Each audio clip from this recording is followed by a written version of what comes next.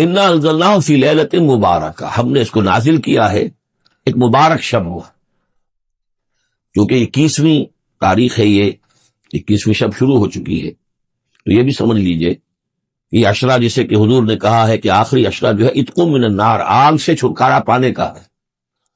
جس نے یہ عشرہ پایا زندگی میں اور پھر بھی اس کی اصل قدر نہ کی اور آگ سے چھٹکارا نہ پایا تو بڑا ہی بد نصیب ہوا۔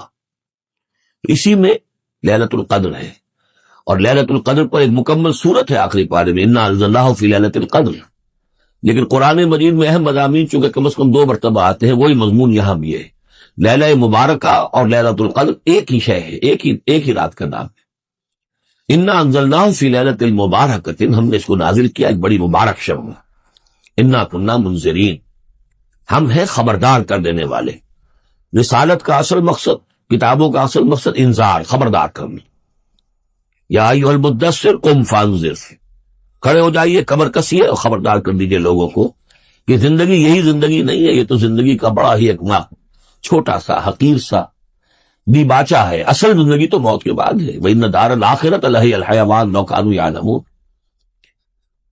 فِيهَا يُفْرَقُ كُلُّ أَمْرٍ حَكِيمٍ، اس لیلہ مبارکہ میں تمام پختہ فیصلے طے پا جاتے ہیں۔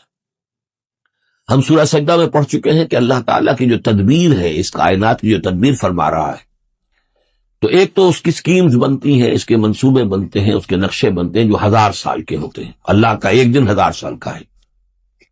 یدبر الامر من السماء الى الارض ثم يعرج الیہ فی یوم کان مقدارہ 1000 سنۃ مما تعدون۔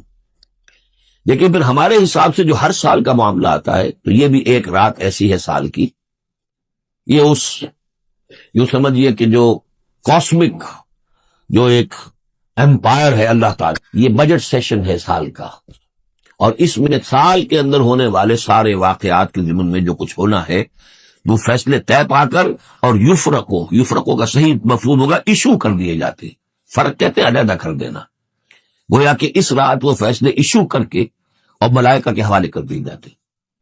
تو چونکہ یہ رات وہ عظیم رات ہے کہ جس میں تمام سال کے فیصلے طے پا کر اور ملائکہ کے حوالے کر دیے جاتے ہیں کہ اب ان کی امپلیمنٹیشن کرو، وہ سول سروس ہے، وہ بیوروکریسی ہے اس کائناتی حکومت کی۔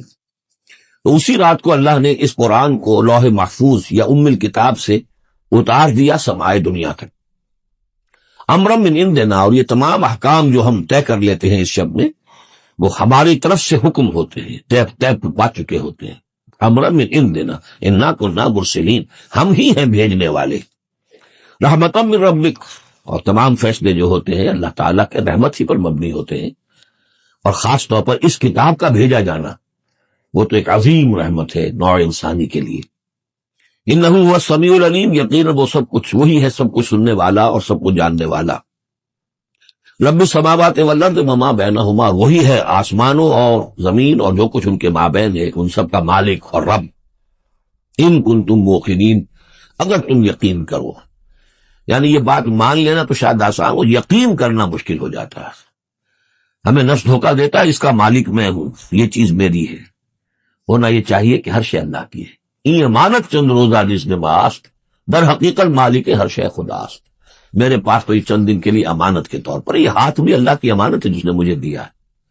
اللہ پوچھے گا کہ تم نے غلط کام تو نہیں لیا اس سے، اور یہ ہاتھ میرے خلاف گواہی دیں گے، ہم پڑھ چکے ہیں اس کو۔ ہمارے اپنے اعضاء جو ہیں، اپنے ہاتھ، ہمارے پاؤں، ہماری کھالیں ہمارے خلاف گواہی دیں گے۔